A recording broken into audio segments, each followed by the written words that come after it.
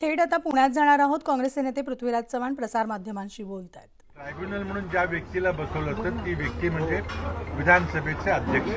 आता विधानसभेचे अध्यक्ष हे कुठल्या तरी राजकीय पक्षाचे कार्यकर्ते असतात, ते त्या राजकीय पक्षाच्या तिकीटावर निवडून आलेले असतात आणि निकाल देताना ते त्या राजकीय पक्षाचं हित लक्षात ठेवणार नाहीत, ते रामशास्त्री प्रभुण्यासारखा निर्णय घेतील अशी आजच्या युगामध्ये अपेक्षा करणं चुकीचं आहे। तर मुळातच हा दोष आहे की याबाबतचा निकाल देण्याची जबाबदारी विधानसभेच्या अध्यक्षाकडे जो एक राजकीय पक्षांनी निवडून आणलेला व्यक्ती आहे हेच मुळात चुकीचं आहे। आणि त्यामुळे आपण पाहिलं की या निकालाला जवळपेक्षा जास्त वेळ लागलेला आहे आणि जे काय इंग्रजीमध्ये प्रसिद्ध म्हण आहे की justice delayed is justice denied.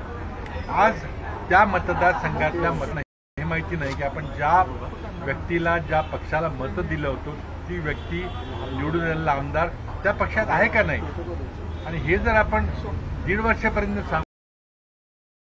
संघटनात्मक व्यवस्थेचं अपयश आहे म्हणून हा पक्षांतर बंदी कायदा गेला पाहिजे।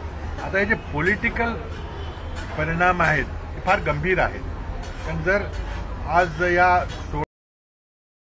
निलंबित केलं आणि त्यांचं मंत्रीपद रद्द केलं, त्यांना पुन्हा मंत्री होणार नाही अशी परिस्थिती जर समोर आली तर मग एका प्रकारचा राजकीय भूकंप ठरेल। आता त्यात दोन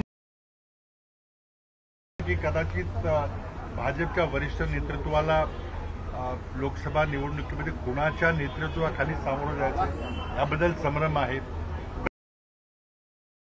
प्रश्न सोडवला जाईल का काय, त्यांना नेतृत्व बदल करायचं असेल तर याचं कारण सांगून नेतृत्व बदल होईल का, हा त्यातलं राजकीय विश्लेषण आहे। पण मला वाटतं आमच्या अपेक्षेच्या विरोधामध्ये जर पक्षांतर बंदी कायद्याअंतर्गत पक्षांतर झालं नाही असा निकाल आला तर मग दुर्दैवानं सुप्रीम कोर्टाचा दरवाजा पुन्हा खटखटावा लागेल, पुन्हा कोर्ट कचेऱ्या करावं लागेल, आंदोलन करावं लागेल आणि मग घटनेची पायमल्ली झालेली आहे हे लोकांच्या समोर जाऊन सांगावं लागेल। आता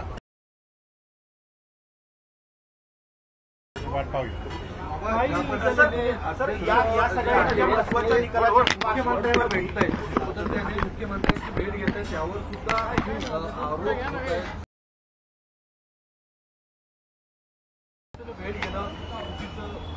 नाही, हे पहा, संसदीय परंपरेला हे धरून नाही। जेव्हा भारत स्वतंत्र झाला आणि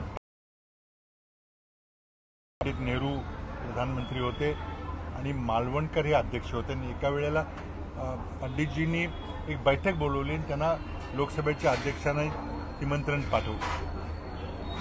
लोकसभेचे आमंत्रण मालवणकरांनी त्यांना नम्रपणे सांगितलं की मी एका वैधानिक जबाबदारीवर वैधानिक जागेवर असलेलो आहे आणि माझं तुमच्याकडे येणं योग्य ठरणार नाही, कारण मी संसदेमधल्या सर्व पक्षांना न्याय देण्याकरता खुर्चीमध्ये बसलेलो आहे आणि एका पक्षानं बोलवलेल्या मिटिंगला मला येता येणार नाही।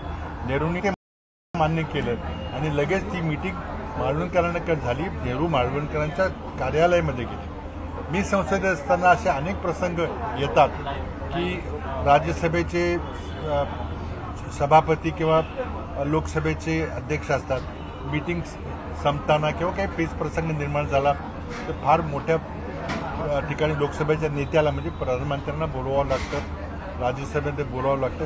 ही बैठक राज्यसभेच्या चेअरमनच्या कक्षामध्ये होती किंवा लोकसभेच्या अध्यक्षाच्या कक्षामध्ये होती। माझ्या पाहण्यामध्ये 20 वर्षाच्या संसदीय इतिहासामध्ये आणि 10 वर्षाच्या विधिमंडळाच्या इतिहासामध्ये विधानसभेचे अध्यक्ष मुख्यमंत्र्यांच्याकडे गेलेले कधी पाहिलेलं नाही आणि त्यामुळं आहे आणि त्यातून मग कशा प्रकारचा निर्णय येणार आहे मिळतो, पण अत्यंत दुर्दैवी पायंडा पाडला गेलेला आहे आणि हे सगळे चुकीचं चाललेलं आहे असं मला वाटतं। तर मुख्यत्वे तर आपण पाहिलं आज राजकीय वर्तुळामध्ये सगळीकडे एकच चर्चा पाहायला मिळते, ती म्हणजे आज येणाऱ्या आमदार अपात्रतेच्या निर्णयाबद्दल आणि याचे सगळे अपडेट्स न्यूज 18 लोकमतवर तुम्ही पाहू शकणार आहात। एक छोटासा ब्रेक घेऊन लगेचच परत ते पाहत राहा न्यूज 18 लोकमत।